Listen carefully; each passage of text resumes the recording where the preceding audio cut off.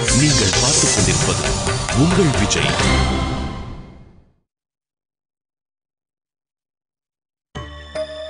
இது மாதிரி எல்லா அதிகாரிகளையும் நீ இந்த மாதிரி கூட்டிட்டு வர்ற. மிரட்டியோ பயமுறுத்தியோ எப்படியாவது அவங்கள நாம பணிய வச்சிடலாம். அப்படி செய்யும் போது தேசத்துல இருக்கக்கூடிய எல்லா செல்வங்களும் நம்ம கைக்கு வந்துடும்.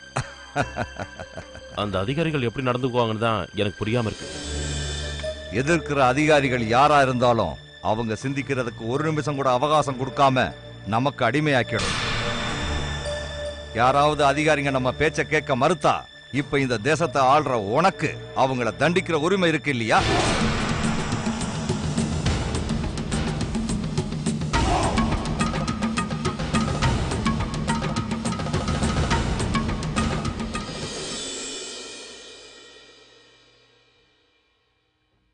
நீங்க உட்காருங்க.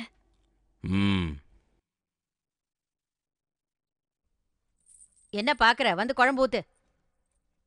என்ன குழம்புடி வச்சிருக்க? சாம்பாருங்க. அதை தவிர வேற ஒன்னும் தெரியாதே உனக்கு. ஊத்து.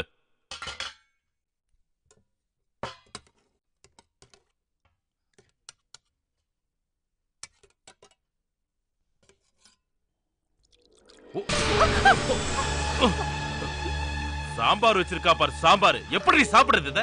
ஒரு உப்பு இல்ல புளியும் இல்ல. அது எப்படி மகாராஜா? அவளுக்கு எப்பவும் பிரசாதம் செஞ்சுதானே பழக்கம். நான் அப்பவே இவகிட்ட சொன்னேன், சின்ன மகாராஜா விருப்பம் தெரிஞ்சு சமைக்கணும்னு. விரும்புறத செய்யலைன்னாலும் விரும்பாதத செய்யறதுல இவ கெட்டிக்காரி. இல்ல, நான் இவரோட விருப்பத்தை தெரிஞ்சுதான் எல்லாமே சமைச்சேன். அது எனக்கு சாப்பிடும் போதே தெரிஞ்சு போச்சு. ருசி அதிகமானதுனால அப்படியே நாக்கு உள்ள போயிடுமோங்கிற பயம் வந்துருச்சு. ஏய், நீ யாரு? முதல்ல வாயை திறந்து சொல்லு. நீ இங்க யாரு? வேலைக்காரி. தெரியுதுல்ல? அப்படி இருக்கும்போது வரி வசூல் பண்றவங்க உன்னை எதுக்காக இங்க பார்க்க வராங்க? அத சொல்லு. ஏய், வேலைக்காரிய பாக்குறதுக்கு அவங்க எதுக்காக வந்தாங்கன்னு தான் கேக்குறேன். பெரிய மகாராஜா சொன்னதுனால. பெரிய மகாராஜா என்ன சொன்னாரு? இப்ப ஆட்சி பண்றவங்களால ஏதாவது பிரச்சனை வந்தா அத என்கிட்ட கண்டிப்பா வந்து சொல்லணும்னு சொன்னாரு. நான் சின்ன மகாராஜா கிட்ட சொல்லி எல்லாத்தையும் சரி பண்ணணும்னு சொன்னாரு. இவ என்ன சொல்ல வரனா? இவ சொல்ற மாதிரி கேட்டு நான் இங்க வாழணும்ங்கற அப்படிதானே? ஐயோ, அப்படி இல்ல. அப்புறம் வந்தவங்க என்ன சொன்னாங்க உங்ககிட்ட? வரி 4 மடங்கு உயர்த்தினதுனால விவசாயிகளால அதை கட்ட முடியலன்னு சொன்னாங்க. அதுக்கு ஏத்தின வரியை குறைக்கணும்னு. நீ அதை ஏன் என்கிட்ட சொல்லல? சொல்லலன்னு தான் இருந்தேன். ஒருவேளை நான் வரியை குறைக்கலனா? குறைச்சுதான் ஆகணும், இல்லன்னா பிரச்சனை ஆயிடும். அத நீங்க செய்யற துரோகம் இல்லையா? இந்த நாட்டு மக்களுக்கு செய்யற அநியாயம் இல்லையா? ஏய், வேலைக்காரி எஜமானி மாதிரி பேச வேண்டாம். நீ அவரையே கேள்வி கேக்குறியா? நாங்க நாட்டு விஷயத்தை பத்தி பேசிட்டு இருக்கோம், நீங்க இதுல தலையிடாதீங்க. உனக்கு என்னடி உரிமை இருக்கு தேசத்தை பத்தி பேசுறதுக்கு? மகாராஜா இந்த விஷயத்துல என்கிட்ட சொல்லிட்டு தான் போனாருங்க. நாட்டு விஷயத்துல தேவைப்பட்டா உங்களுக்கு அறிவுரை சொல்லணும்னு. வேண்டாம், நீ மட்டும் இல்ல, அந்த கடவுளே அறிவுரை சொன்னாலும் இந்த விஷயத்துல நான் கேட்க போறது இல்ல. ஏன் இஷ்டப்படிதான் நான் வாழ்வேன், புரியுதா? அது மகாராஜாக்கு செய்யற துரோகம் இல்லையாங்க? தேவி சன்னதிக்கு தீர்த்த யாத்திரைக்கு போயிருக்க மகாராஜாவை ஏமாத்தினா தேவி தண்டிக்க மாட்டாளாங்க. இங்க நடக்கிற அநியாயத்தை பார்த்துட்டு என்னால வாயை மூடிட்டு இருக்க முடியாது. வாயை மூடிட்டு இருக்க முடியாதுனா நீ இங்க இருக்கவே தேவையில்ல. ஓடி வெளியே போடி. ஓடி வெளியே. ஓடி வெளியே. ஓடி சொல்றேன். மகேஸ்வரி அம்மாவா? அது யாரு? ஒரு அம்மாவும் இங்க வர போறது இல்ல. நான் மகேஸ்வரி அம்மாவை அறையில பூட்டி வச்சிருக்கேன். நீ உயிரோட இருக்கணும்னா முதல்ல இந்த இடத்தை காலி பண்ணு. ஓடி வெளியே.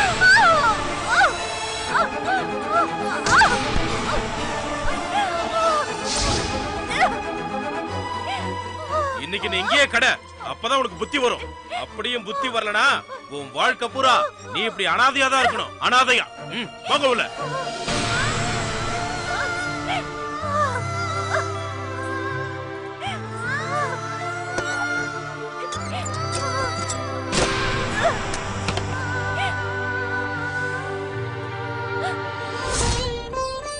முருக பெருமானே, சுப்பிரமணிய சுவாமியே, உனக்கு நான் தினமும் விளக்கேத்தி பூமாலை கட்டி தினமும் சாத்திரவதானே இந்த மல்லிகா. உன்னோட சன்னதிக்கு வர பக்தர்களோட வாழ்க்கைய சூரியனை பாக்குற இருட்டு மாதிரி எல்லா கஷ்ட நஷ்டங்களும் விலகி போயிடுன்னு சொல்றாங்க. அப்புறம் எதுக்காக என்னோட மனவேதனை மட்டும் உனக்கு தெரிய மாட்டேங்குது? அந்த உன்னிமாய அம்மாவும் பெரிய மகாராஜாவும் கஷ்டப்படக்கூடாதுன்னு தானே எனக்கு விருப்பம் இல்லைன்னாலும் சின்ன மகாராஜாவை நான் கல்யாணம் பண்ணிக்கிட்டேன். உன்னோட கோயில்ல வந்து அழுத பிரார்த்தனை பண்ண சின்ன மகாராஜாவோட மனச மாத்தி அவரு என்கிட்ட அன்பா இருக்கணும்னு வேண்டிக்கிட்டேல.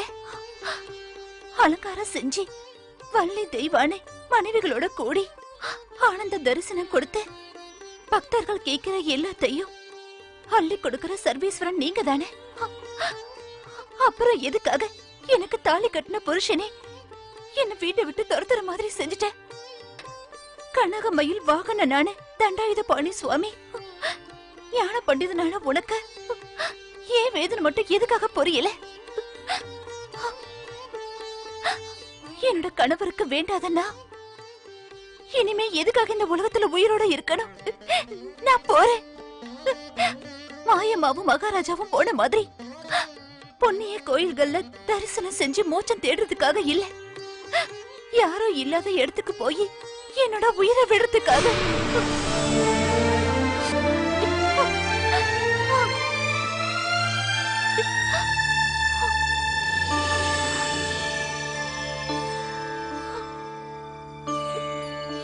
மல்லிகா, அந்த முருகனோட ஆசையோட நீ எங்க புறப்பட்டு போற?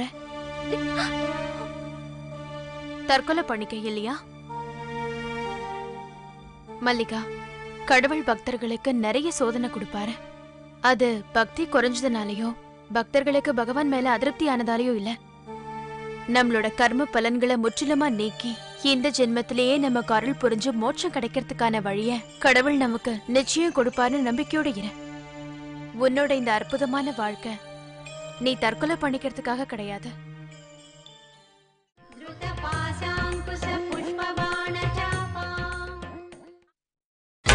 நீங்கள் பார்த்துக் கொண்டிருப்பது உங்கள் விஜய். உன்னோட இந்த அற்புதமான வாழ்க்கை நீ தற்கொலை பண்ணிக்கிறதுக்காக கிடையாது.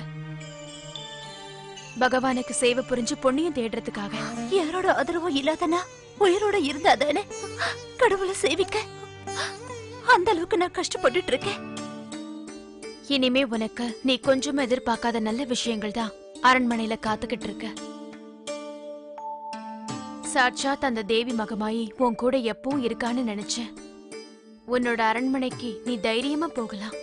அம்மா, தைரியமா போ.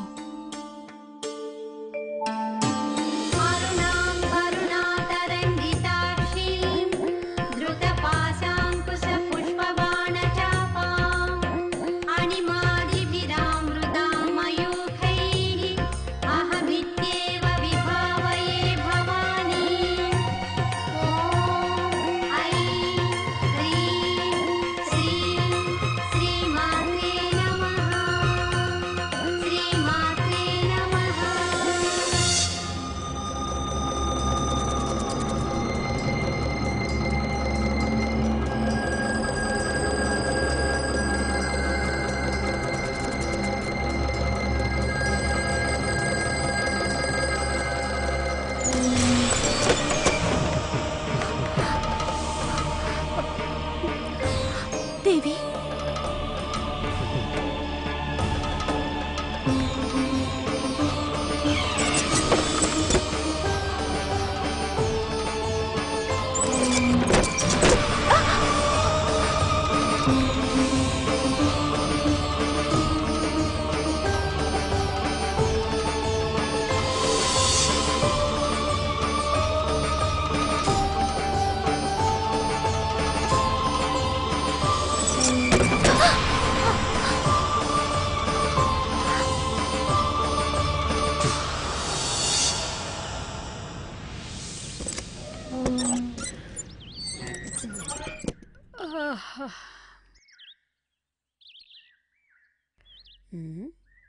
இவ எங்க போனா?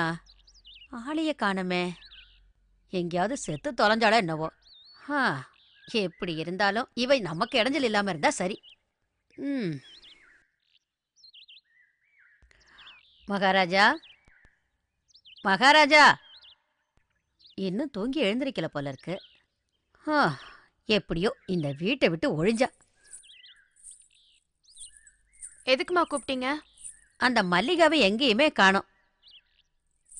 அவகிட்ட கடுமையா நடந்துட்டோமோ? அவ காலையிலேயே கோயிலுக்கு போயிருப்பாமா, தேவி கிட்ட தான் கவலைய சொல்றதுக்கு. அவ உயிரோட தான் இருக்கா, இங்கதான் இருக்கா. வாமா.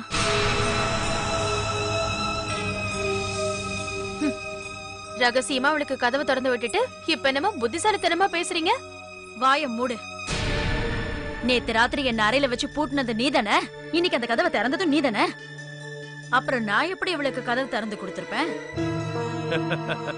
அப்படின்னா இவளுக்கு உதவி செய்ய ஒரு சன்னியாசினி இருப்பால, அவதான் மாயாஜாலம் பண்ணி இவளுக்கு கதவை திறந்து விட்டுருப்பா. பார்த்திவா, நீ ஒரு விஷயத்த மறக்காம இருக்கிறது நல்லது. உன்னோட மனைவி அம்மா மகமாயிக்கு ரொம்ப பிரியமானவ. இவளுக்கு துரோகம் பண்றவங்களுக்கும் சித்திரவதை பண்றவங்களுக்கும் சரியான தண்டனைய தேவியே தருவா. புரிஞ்சுதா? நீ வாமா, பூஜை ஆரம்பிக்கிறதுக்குள்ள நம்ம கோயிலுக்கு போய் ஆகணும். வா. பாத்தீங்களா?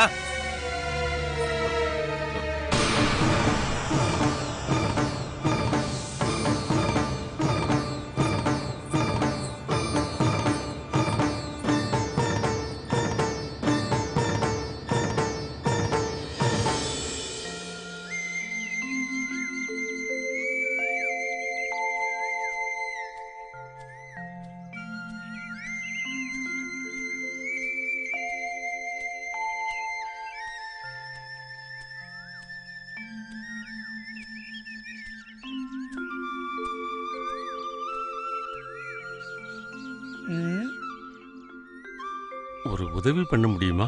முதல்ல நீங்க யாருன்னு சொல்லுங்க. யாருன்னு தெரியாம உதவி செய்ய முடியுமா என்ன? நான் ரொம்ப தூரத்திலேருந்து வரேன். தூரம் சொன்னா அந்த இடத்துக்கு பேர் இல்லையா? பக்கத்து தேசத்திலிருந்து தான். இந்த தேசத்துக்கு 4 திசையிலும் ஒரு தேசம் இருக்கு. இந்த தேசத்துக்குள்ள அடங்கி இருக்கிற பிரகலாதபுர தேசம். பிரகலாதபுர தேசத்துல இருந்து உதயசுரம் தேசத்துக்கு எதுக்காக வந்திருக்கீங்க? நானா இங்க வரல. அப்ப தானா வந்தீங்களா? என்ன அனுப்பி வச்சிருக்காங்க. சொல்லி அனுப்புனவங்களுக்கு விலாசம் எல்லாம் கிடையாதா? இருக்கே, அவருக்கு மிகப்பெரிய விலாசம் இருக்கு. அப்படின்னா அதை சொல்றதுக்கு எவ்வளவு நேரம் ஆகும்?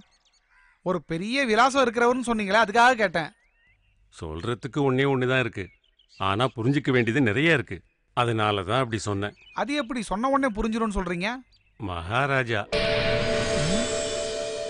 இந்த தேசத்தோட மகாராஜா தயானந்தன் மகாராஜா. ஐயோ, என்ன மன்னிச்சிருங்க மகாராஜான்னு எனக்கு தெரியாம போச்சு.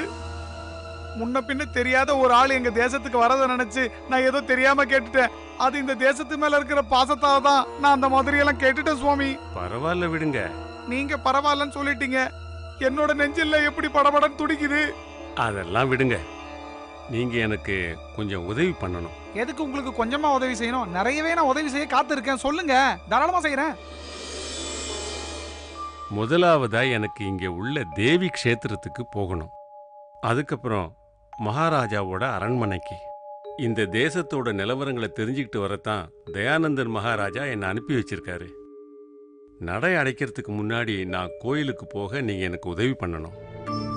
பெரிய மகாராஜா அப்படியே சொல்லி அனுப்பினாரு? அப்படியே தான் சொல்லி அனுப்பினாரு. மகாராணியோட சகோதரனுடைய மனைவி மல்லிகாங்கிற பெயருடைய ஒரு பொண்ணு நடை அடைக்கிற வரைக்கும் கோயில்ல இருப்பாங்கன்னு சொன்னாங்க. அவங்கள தான் நான் முதல்ல பார்க்கணும். அதுக்கப்புறமா அரண்மனைக்கு போய் மகாராணியோட சகோதரனை பார்க்கணும்.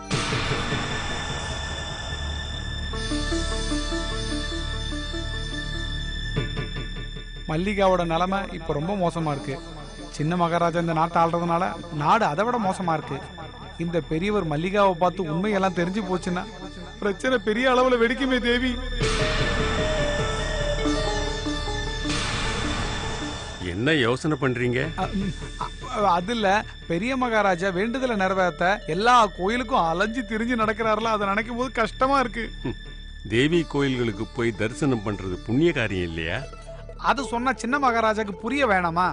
எப்ப பார்த்தாலும் பெரிய மகாராஜாவை பத்தி நினைச்சு அழுதுகிட்டே இருக்காரு. என்ன சொல்றது, அந்த அளவுக்கு சின்ன மகாராஜா ரொம்ப வேதனைப்படுறாரு. பெரிய மகாராஜா எப்ப திரும்பி வருவான்னு ரொம்ப கவலையா இருக்காரு. அந்த அளவுக்கு அவர் நல்லவரா இருக்கிறதுனால தான் மகாராஜா ஆட்சி பொறுப்பை அவரை நம்பி ஒப்படைச்சிருக்காரு. பெரிய மகாராஜா வரும்போது இந்த தேசமே சொர்க்கம் போல அழகா காட்சி அளிக்கணும்ன்றது அவரோட ஆசை. பாவம் மகாராஜா. இங்க பாருங்க, பேசி பேசி நேரத்தை வீணாக்க வேண்டாம்.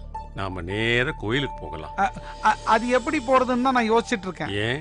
90 வயசு வரைக்கும் உயிரோட இருந்த என்னோட பாட்டி நேத்து தான் திடீர்னு இறந்து போயிட்டாங்க. எங்க பாட்டி இறந்து போனதால நான் எப்படி கோயிலுக்கு வர முடியும்? நான் உங்களுக்கு வழி சொல்லி தரேன், நீங்க தைரியமா போங்க. இங்க இருந்து நேரா போனீங்கன்னா இடது பக்கமா திரும்பி இறக்கம் இறங்கி வலது பக்கமா திரும்பினா மேட்ல ஏறி அங்க இருக்கிற இடது பக்கம் இருக்கிற வழியில பார்த்து இடது பக்கமா போனீங்கன்னா நேரா போறது கோயிலுக்கு தான். நான் போய் நீங்க வந்த விஷயத்த சின்ன மகாராஜா கிட்ட சொல்லிடுறேன். சரி, போய் சொல்லிடுங்க.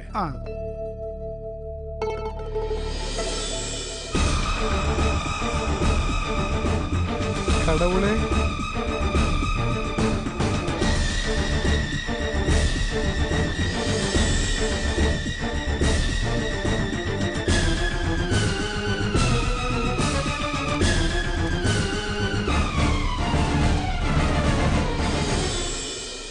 அம்மா, மகாமாயி, தேவி, சர்வேஸ்வரி.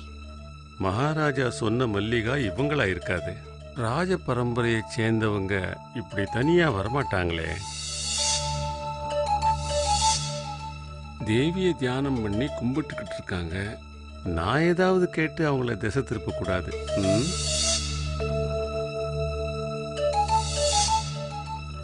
மல்லிகா மகாராணி நான் வரத்துக்கு முன்னாடியே தரிசனம் பண்ணிட்டு போயிருப்பாங்க.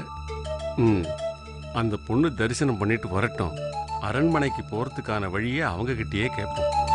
அதுதான் சரி.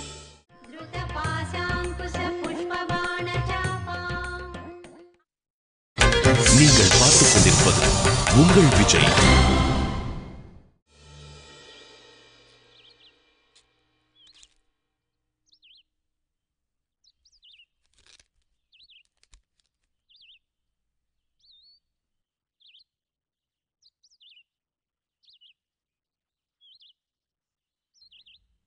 இந்தாங்க.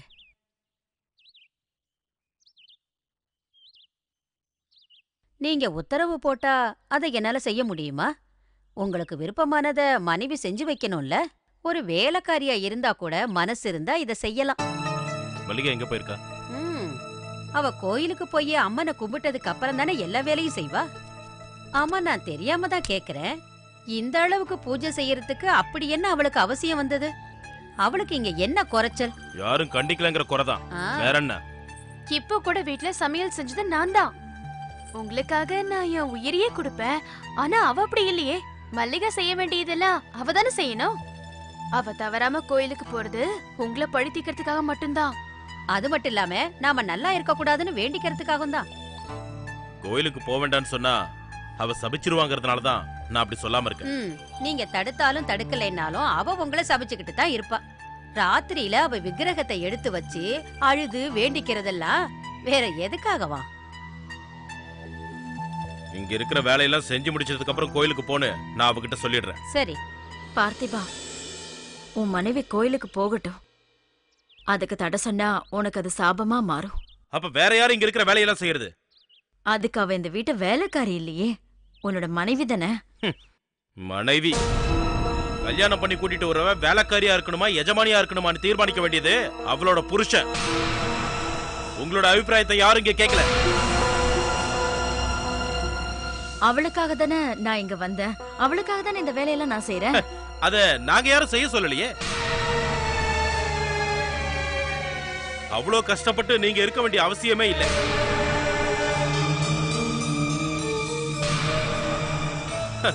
நீங்க எதுக்கு எங்க புருஷன் பொண்டாட்டி விஷயத்துல அனாவசியமா தலையிடுறீங்க? சொல்லுங்க. உன்னுடைய நடவடிக்கைகள் எல்லாம் தவறா இருக்குங்கிறதுனாலதான். என்ன நடவடிக்கை? என்ன தவறா இருக்கு? சின்ன மகாராஜா, சின்ன மகாராஜா, ஒரு முக்கியமான விஷயம் மகாராஜா. என்னன்னு முதல்ல சொல்றா. அது வந்து வா.